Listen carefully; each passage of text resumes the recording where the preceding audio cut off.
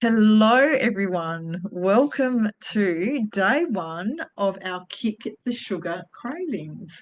Um, for those of you that don't know me, my name is Jodie Studley. My business is Cherish Natural Health. I am a naturopath. I use nutritional and herbal medicine. I'm a metabolic balance practitioner, and I also am an emotional dynamics coach. And today we're going to be talking about building a new relationship with sugar.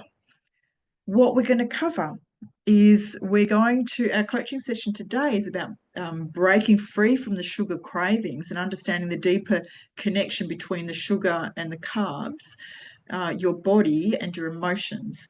Now, sugar cravings can feel overwhelming, right? We're continually drawn back into the same old cycle where we feel trapped, unable to break free from the habitual cravings that so many of us battle with. We get drawn in, sucked right back in. But by gaining emotional, physical, and practical understanding, we can start to build a healthier relationship with our foods, take back control of the cravings, and support our body's natural balance. Yeah, I've got two handouts today. One is handouts our food timeline technique handout. You really want this. This is such a beautiful resource, which I'll touch on a bit later. Now, you would have received this through email. I will drop the link in here. If you're watching replay and you are unable yet to access this resource, please send me a message or an email or however you like to get in contact with me. Reach out to me and I'll pass that handout to you. The second handout is 60 different names for sugar. It's a resource for you to help you identify all the little places that sugar could be hiding in your foods. Today we're going to chat about how hunger works and how the body signals the need for energy, how sugar affects the brain and fuels emotional eating, how emotions shape our cravings and the inner dialogue that we all experience, and some practical steps for recognizing hidden sugars, understanding emotional versus physical hunger, and breaking that cycle of sugar dependency. Over the next 3 days, my goal is to help you become more aware, more conscious, more mindful about the role sugar plays in your life and what you can do about it that's going to set you up to kick those sugar cravings for good. But here's the good news. This isn't about taking away your freedom to eat whatever you like. In fact, it's quite the opposite. You see, by understanding sugar and your relationship with it, you're going to gain back your freedom. You're going to gain back the freedom from the emotional, physical, and practical hold that it has over you. We're going to be going through some levels of learning where we're going to be talking about the emotional, the physical, and the practical side of it. And at the end of our 3 days, you stay with me, you can gain a copy of my 14-week total body reset blueprint. And this is the very process that my clients use to move from feeling stuck and overwhelmed and not knowing what to do to instead having the step-by-step process that enables them to balance hormones for effective weight loss, abundant energy, and also to help feel in control and full of vitality again. And part of that process is kicking the sugar cravings. And we do this so that you can build metabolic flexibility and feel healthy in a way that is sustainable long term for you. Now, let me share you a little story about the illusion of freedom with sugar. A client once told me that she was nervous about starting one of my programs because she thought that it would take away her freedom to eat whatever she wanted. She said, but I like that I can have cookies whenever I want. I like to grab the donut if I'm at a conference. And I feel like your program is going to take all of that away from me. And so I asked her, can you? Can you already not eat those things? She had to hesitate for a bit because, a question like that's sort of a little, you have to think about it, don't you? Can I not? She said, no, actually, I can't not eat them. I should crave them. Even when I tell myself I shouldn't, I still eat them anyway. And that's when it actually hit her that she wasn't free at all. She was actually trapped. She was trapped by her cravings and her emotional attachment to food. You see, real freedom isn't just about being able to eat whatever you want whenever you want it. Real freedom is about being able to choose whether or not you really want to eat it. It's the ability to say no without feeling deprived or out of control. You see, in today's world, our freedom around food has been quietly taken away from us. The food industry, marketing, and even childhood memories have conditioned us to believe that certain foods will make us feel better emotionally. But the truth is, this control isn't ours. It belongs to the companies that produce these sugary products and manipulate our emotions through clever advertising and product placement. And part of the way they do this is by hijacking the pleasure center of our brain. So let's have a look at understanding hunger and how sugar impacts the brain. How hunger works and what's really going on inside your body when you crave sugar. You see, your body's designed to signal you when it needs energy, and mainly through a hormone that we know as ghrelin, which is often referred to as our hunger hormone. Now, when your stomach is empty, ghrelin is released from the stomach lining and sends a message to your brain that says it's time to eat. However, hunger is not about biology. Your brain plays a key role, particularly when emotions like stress, anxiety, or sadness are involved. In fact, emotions can trick your brain into thinking you're hungry even when your body doesn't need food. Bruce Lipton, in his work, The Biology of Belief, explains how our thoughts and our emotions impact our physical responses. You see, emotional triggers like stress or boredom can lead to feelings of hunger that aren't actually driven by the need to for energy, but instead they're driven by a desire for comfort. This emotional hunger feels just as real as physical hunger because the brain interprets emotional distress as a signal to eat. And this signal often shows up to us as craving something sugary for a quick dopamine hit, a quick feel-good hit. You see, when you eat sugar, your brain releases dopamine, and dopamine is a neurotransmitter and it's associated with pleasure and reward. Now, this dopamine hit creates a feeling of temporary happiness or relief, which is why sugar is often our go-to when we're feeling low or we're feeling stressed. But here's the tricky part. The more sugar you eat, the more your brain craves it. And over time, your brain becomes less sensitive to sugar's effects, meaning you need to consume more, and more to get the same dopamine hit, just like an addict. It leads to a cycle of craving sugar to feel good, only to crash shortly after, leaving you wanting more. Now, this crash effect will be explained when we talk a little bit more about the physical effects of sugar cravings, which is very real as well.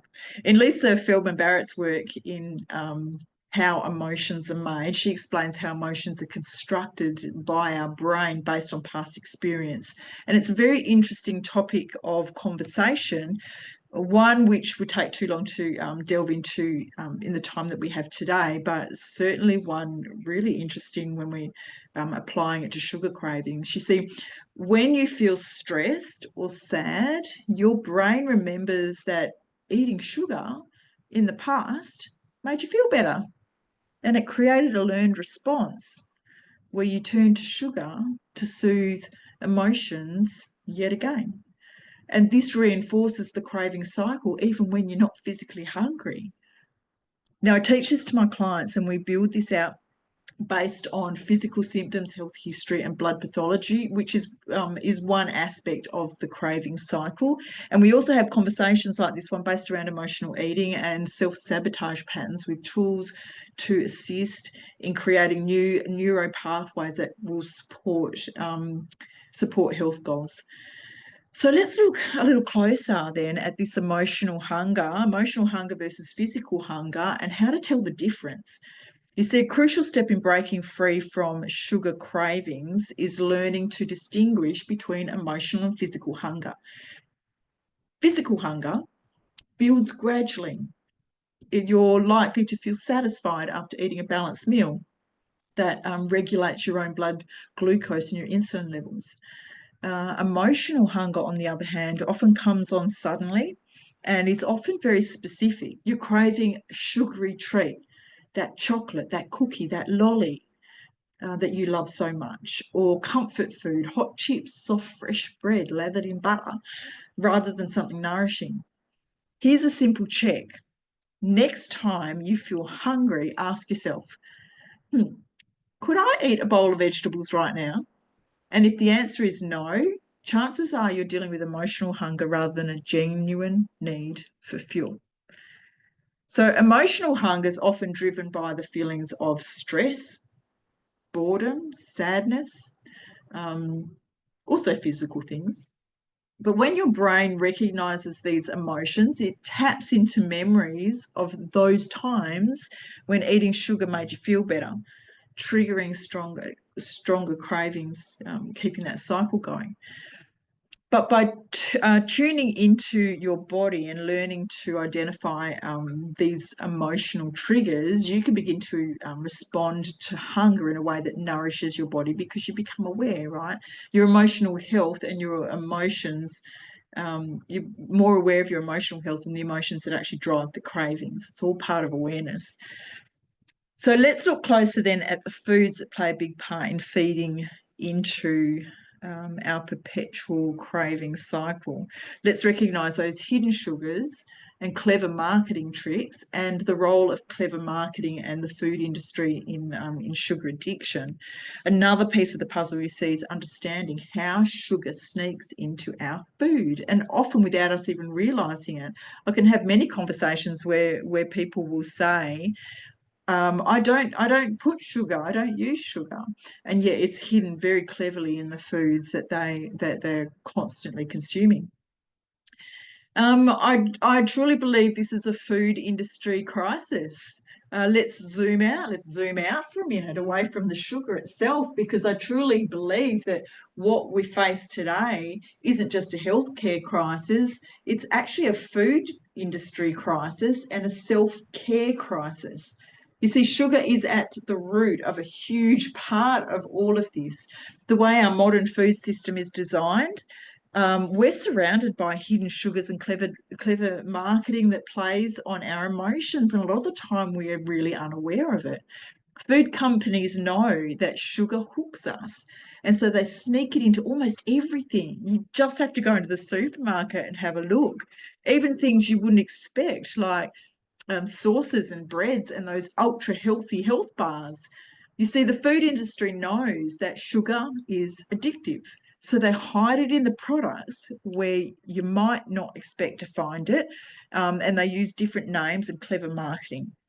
One of the most important things to understand when it comes to sugar cravings is that it's not entirely your fault, right? Because the food industry is driven by profit. It has a significant role in the way we consume sugar. So we're not entirely at fault here. Food scientists and marketing teams work together to create products that not only are tasty, but they're addictive, because they want us to come back and buy more. So they use a range of tactics to ensure that we keep coming back for more. Now, food scientists have perfected the art of creating what we call the bliss point, the precise combination of sugar, fat, and salt that lights up the pleasure centers in our brain and gives us that dopamine hit. These products, they're designed to trigger a dopamine response, giving you that quick hit of pleasure to keep you going back for more. The catch, this bliss is short-lived, leaving you wanting more. which is why you can't stop at just one biscuit or just a small portion of ice cream. The food has been scientifically engineered to be irresistible. Clever. Good business. Clever marketing tactics also play a huge role in how we're manipulated into buying these products. The packaging, the advertising, the branding of sugary foods, it's often designed to make them look healthy or look essential. Words like low fat, like natural, no added sugars, they create an illusion that these products are good for us, even though they're often loaded with hidden sugars or artificial sweeteners that still affect your body in similar ways to raw sugar. I'll speak more on this. Not surprisingly, food companies often target children too with bright, fun packaging, knowing that if kids get hooked early, they'll develop a lifetime sugar cravings. And we see that, the rising obesity within our society is like it's almost bizarre. We've got the most healthiest food at our fingertips, and we've probably been the most sickest in the forever. I'm old enough to remember the toys that were hidden very cleverly inside the Kellogg's cereal packets, enticing children to like pester mum into buying this box of cereal with delight of having a new toy alongside the sugar hit of the cereal. Double whammy dopamine hit, right? These marketing strategies exploit our vulnerability and our emotions, and food becomes not just sustenance that our body needs to make energy, but it now becomes comfort, it becomes reward, and it becomes a stress relief. Big businesses, hey? They're fully aware of this manipulation. They're doing it as a strategy, a sales strategy, and their primary goal is to maximize profit, not to ensure your health. The more we consume their sugary processed products, the more money they make. And because sugar is cheap to produce and highly addictive, it's a major ingredient in many processed foods, even those that don't seem sweet, like the breads and the sauces. So recognizing these marketing tactics as we go through are the first steps in freeing yourself from the grips of sugar addiction. We have to first find it.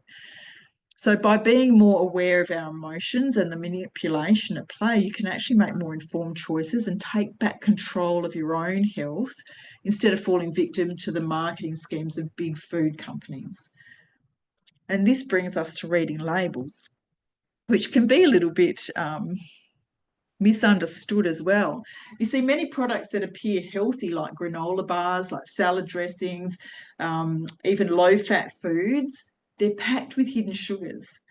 This keeps you stuck in the sugar cycle cravings, because even when you think you're making healthy choices, your body's still being overloaded with the sugar and you're still looking for more.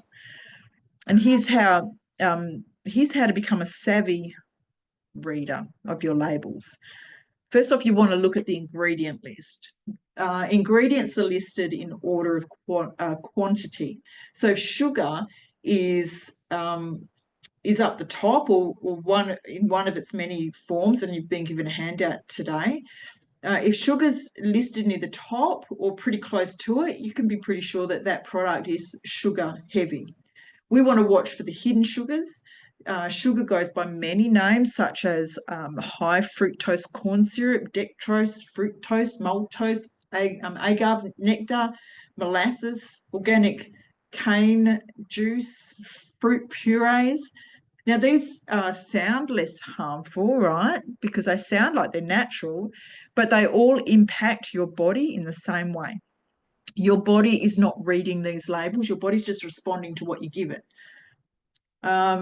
3, you want to be checking the nutritional panel. You want to be looking for the total sugars. And even if the packaging says no added sugar, don't believe them. Have a look. There could still be significant natural sugars, especially in products like fruit with that have fruit juice in them, or healthy snack bars. Just have a look at the total sugars as well.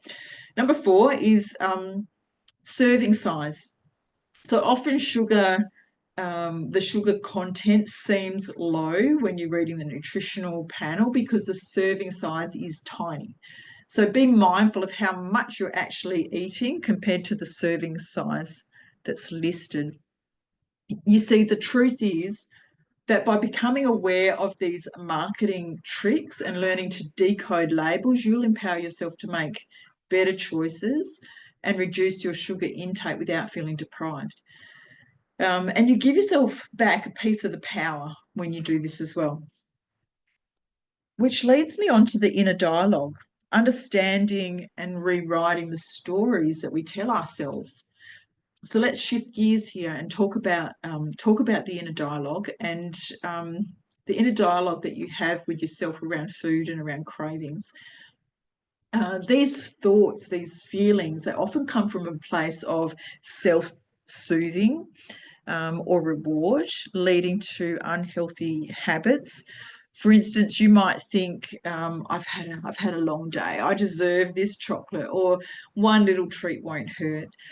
You see, this is your brain constructing a story or a narrative around food that's based on emotions rather than physical hunger.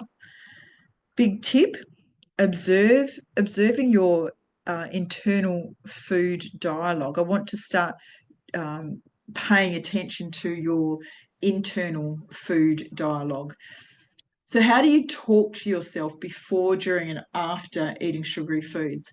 These inner conversations, they're powerful and they're often guiding your choices without you even realizing it. You see, if you find yourself saying things like, I deserve this treat because I've had a long day, long, hard day, or I'll start eating healthy tomorrow, or one little bite won't matter. If you can notice your own dialogue and story that you're telling yourself, then you're already on the right track to noticing those thoughts. Awareness is the first step in breaking the cycle. The inner dialogue's going to create the feeling. So what the thoughts, being aware of this, and the power of the pause, where we catch ourselves out and we pause, take a moment before each meal or each snack to notice what emotions are swirling around in your mind, what conversation's going on that's driving these emotions. Are you truly hungry, or are you looking to change how you feel? This isn't about judgment, it's about observation. Removing any feelings or shame or guilt. Take them out of the equation and replace them instead with curiosity. Because here's the good news. Once you become aware of this inner dialogue, you can start to rewrite it. Instead of saying, I need sugar to feel better, you can pause and you can ask yourself, what am I truly feeling? Am I hungry, or am I trying to soothe an emotion? You'll say it in your own words, but this is essentially what's going on. And this level of awareness that you bring is the first step to breaking free from emotional eating. So practical steps to implementing, breaking the sugar cycle. Now that you understand some of the emotional and physical aspects of sugar cravings and how we're very cleverly tricked into consuming more than we realize, let's bring in some practical steps that you can take today to build a healthy relationship with food and sugar. Number one, start with awareness, the power of the pause. Before you eat, pause and check in with yourself. Are you physically hungry, or are you eating out of emotion or habit? Could I eat a bowl of vegetables right now? Or is it, hell no, I want the cookie? Pause and reflect. This simple pause can help you make more mindful choices because you understand where they're coming from. Number two, learn to satisfy emotional hunger in healthier ways. So recognizing those emotions that come up. If you're feeling stressed or emotional, try alternatives to eating, like going for a walk, like journaling, having a hot shower, a hot bath, practicing deep breathing. These activities will break the cycle, and they can also help soothe your emotions without turning to food. Number 3, read those labels carefully. So when shopping, take the time to read ingredient lists and nutritional panels. Knowing where sugar is hiding will actually help you make more informed choices. And rewriting your inner dialogue. So start noticing the stories that you tell yourself around food. When you catch yourself thinking, I deserve this sugary treat, challenge that thought by asking, what do I really need right now? Because over time, this is the way you'll build new, healthier narrative around food. This part of the change can possibly be the hardest, I grant you that, and having support and guidance and accountability can then be highly valuable, which is part of why I coach this with my clients. So moving forward, building a healthier, empowered relationship with sugar. You see, breaking up with sugar doesn't happen overnight, right? But by understanding the connection between your emotions, your brain, your cravings, you can actually start making those small, sustainable changes that can have a big impact over time. So remember, it's not about deprivation or restriction. It's about giving yourself the tools to make empowered choices so you can say no.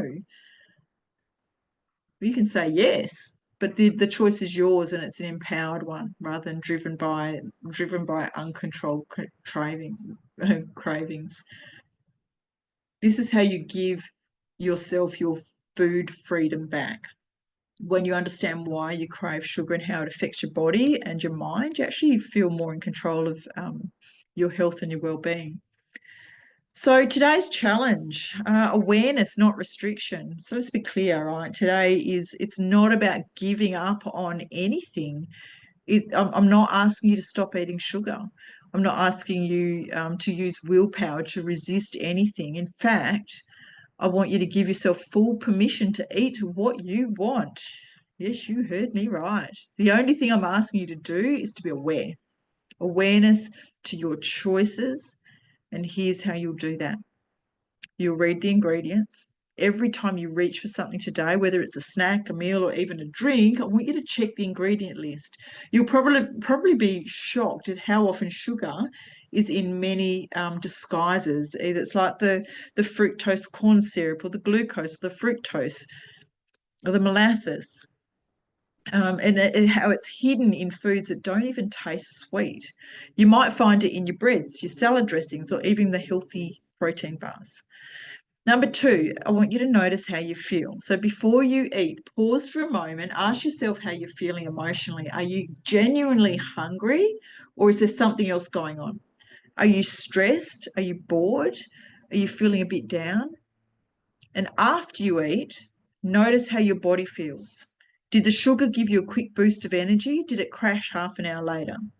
Pay attention to these physical cues because they're telling you how sugar affects your body. Number 3, observe the food timeline. Now, this is one of the most powerful tools you can use. Start by recognizing the emotion you're feeling before you eat. Then after you eat, notice how you feel in the immediate moments, and then notice how you feel hours following. Often people feel better the moment they decide to eat before they've even taken a bite. They feel better the moment they decide to eat sugary foods, even before they take a bite. Now, this shows us that it's not the food itself that's bringing comfort, but rather the anticipation of it. Track your inner dialogue. Throughout the day, pay attention to the little conversations happening in your mind.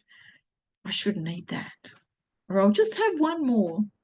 These thoughts are part of a deeply ingrained pattern, and the more you become aware of them, the more power you'll have to shift them.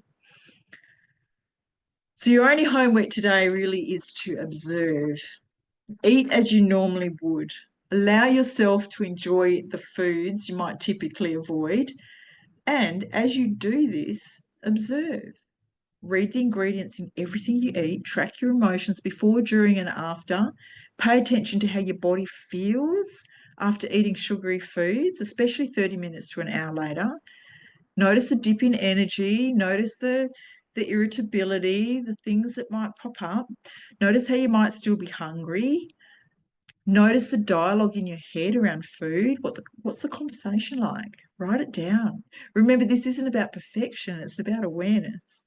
The more mindful you become of your food choices and how they make you feel, the more control you will have over these choices in the future. We don't have a healthcare crisis. We have a self-care crisis. And this journey you're on is about reclaiming your power and your freedom around food. You've got this. I'll see you tomorrow, where we'll dive deeper into how sugar affects your body and continue to build on today's conversation. Enjoy the process, right? Let's have a bit of fun. Enjoy the process. Get curious. It's self-discovery. This is about learning. It's not about restricting. And above all, cherish yourself. You deserve it. Thank you for joining me, and I look forward to seeing you again tomorrow.